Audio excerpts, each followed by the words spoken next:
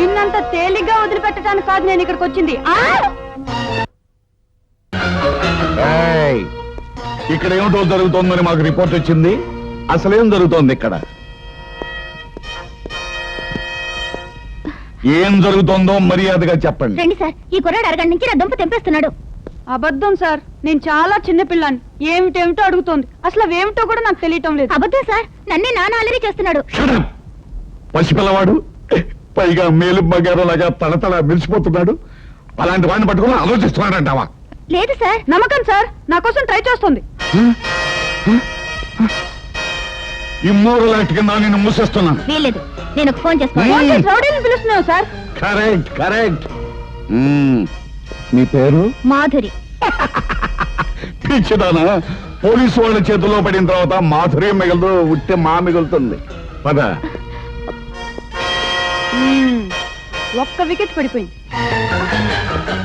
Police station తీసుకెళ్లకుండా ఇలా bedroom లో తీసుకెళ్తారేంటి? మాధుర్యం రుచి చూడడానికి పోలీస్ స్టేషన్ లో అయితే సుఖమే ఉంటుంది. పద.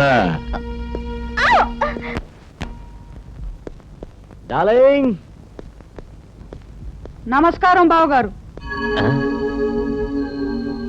నువ్వా?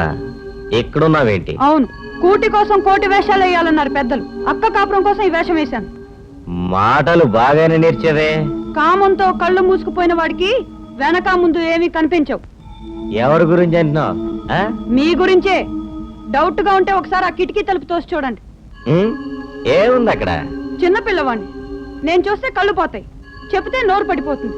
మీ కళ్ళతో మీరే చూడండి.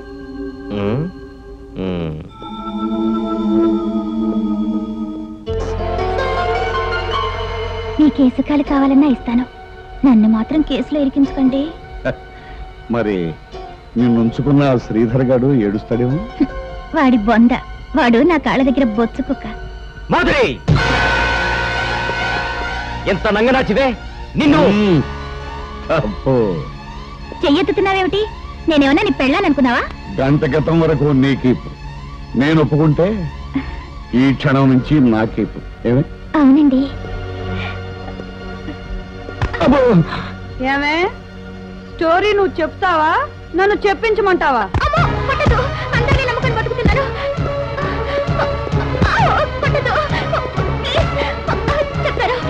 చెప్తాను. చెప్పు. శ్రీధర్ గారిని వల్ల వేసుకోమని సారంగధరరావు గారు నాకు డబ్బిచ్చారు. ఒక పక్క మైనర్ బాబు శ్రీధర్ కి పెళ్ళాం మీద అనుమానం కలుగజేస్తూ ఉంటాడు, రెండో పక్క నువ్వు అతన్ని ఆకర్షిస్తూ ఉండాలని చెప్పారు.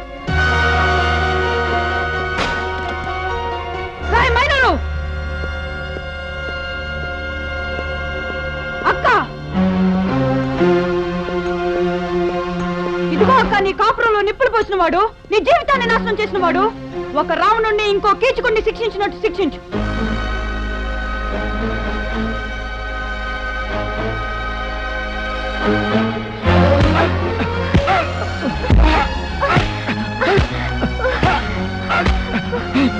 చెప్పురా, చెప్పు. నీకు నాకు సంబంధం ఉందా? ఎందుకు నాటకాడు? చెప్పు. బాగుంటమ్మా, చస్తే లాకప్ డెత్ కేసులో తోసేస్తాను వెతవని. అమ్మో, కొట్టద్దు, చెబుతాను. నన్ను చేసుకోలేదన్న పగ ఒకవైపు, సారంగధరరావు గారి ఆర్డరు మరొక వైపు. ఏమిటో ఆర్డర్? మనస్సు వికలం చేస్తే మాధురి వల్ల పడతాడని చెప్పాడు. అలాగే జరిగింది. శ్రీధర్ మత్తులో ఉండగా మాధురి సేఫ్ తాళం చెవి ముద్ర సబ్బు మీద వేసిచ్చింది. దాని సాయంతో మారుతాళం చెవి చేసి ఫైల్ దొంగిలించాం. ఆ ఫైల్ ఎక్కడ పెట్టారు? తగలబెట్టేశాం. షణ్ముగాన్ని ఎవరు చంపారు?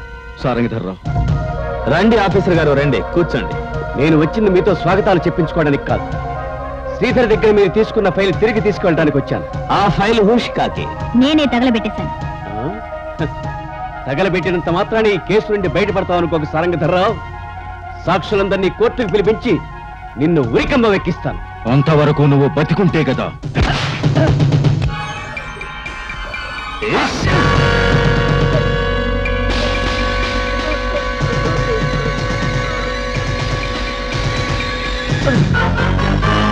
రేయ్ మైనర్, ఈ శవాన్ని తీసుకెళ్లి ఆ శ్రీధర్ గారి ఇంట్లో పడే. ఈ హత్యని వాడి మీదకి నెట్టేయచ్చు.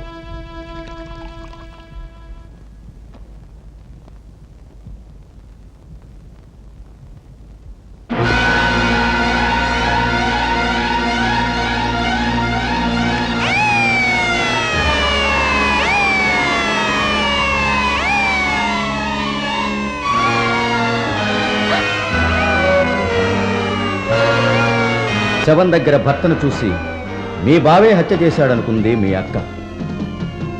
తన భర్తను శిక్ష నుంచి తప్పించటానికి మీ అక్క ఆ నేరాన్ని తన మీద వేసుకుంది.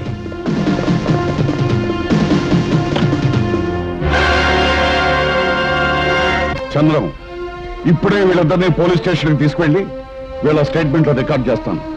రేపే వీళ్ళను కోర్టులో ప్రవేశపెట్టి మీ అక్కయ్యను నిర్దోషిగా నిరూపిస్తాను.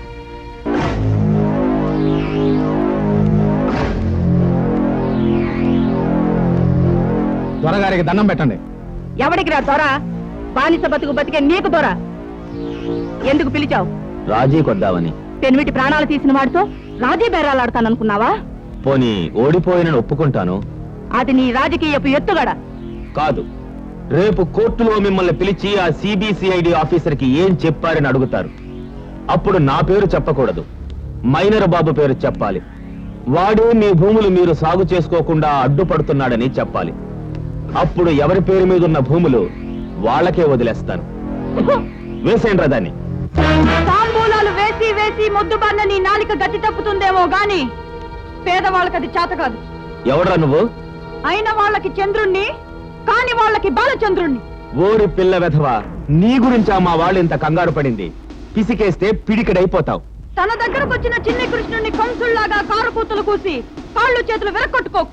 నీ కాళ్ళు చేతులు కాల్చి పారేస్తే గానీ నీకు బుద్ధి రాదురా. రేయ్, షూట్ చేయండి.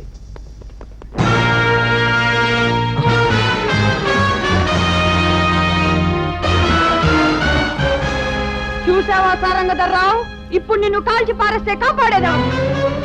అందరూ ఆయుధాలు కింద పడేయండి, లేకపోతే మీ బాబు గారు అంతే. కింద పడేయండిరా. భయపడకు, నేను ఇంకా మర్డర్లు చేయటం మొదలు పెట్టలేదులే.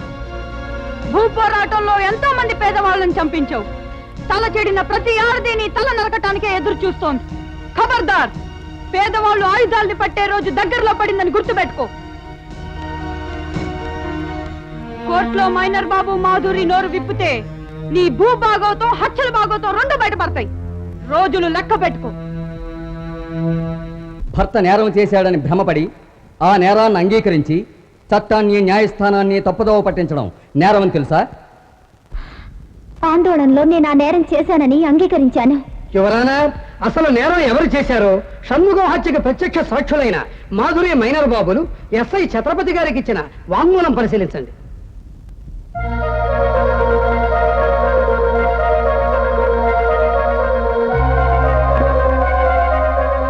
బినామీ భూముల తగాదాలో సూర్యాన్ని హత్య చేసినట్టు గ్రామ ప్రజలు సాక్ష్యం చెప్పిన వివరాలు గల ఫైలు కాజేసింది సారంగధర్రావు గారేనని తెలియగానే షణ్ముఖం ఆయన్ను ప్రశ్నించడానికి వచ్చారు. అప్పుడు ఆవేశంలో సారంగధర్రావు గారు షణ్ముఖాన్ని మర్డర్ చేశారు. కట్టు కథ. అసలు సారంగధర్రావు గారికి ఈ హత్యకి ఏ సంబంధం లేదు. కానీ ఆయనకు సన్నిహితులైన వాళ్ళిద్దరూ సాక్ష్యం చెప్తున్నారు కదా. వాళ్ళు ఏ పరిస్థితుల్లో చెప్పారో అర్థం చేసుకుంటే మీకే తెలుస్తుంది యువర్ ఆనర్.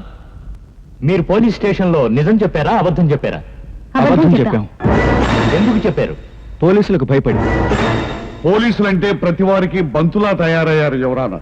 అధికార పక్షం వాళ్ళు ఈ కోర్టులోకి దంతే ప్రతిపక్షం వాళ్ళు ఆ కోర్టులోకి దంతున్నారు. మమ్మల్ని పాపాల భైరవులనండి యువరానా. ఇంతకు మీరు చెప్పేదేమిటి? వాళ్ళు ఇష్టపూర్వకంగానే వాంగ్మూలం ఇచ్చారు. కాదు, బలవంతం చేశారు. రుజువు ఏమిటి?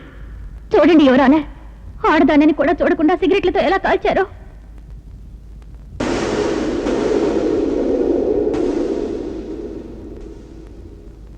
వాళ్ళు చెప్పినట్టు స్టేట్మెంట్ ఇవ్వమని ఎలా చిత్రహింస చేశారో చూడండి.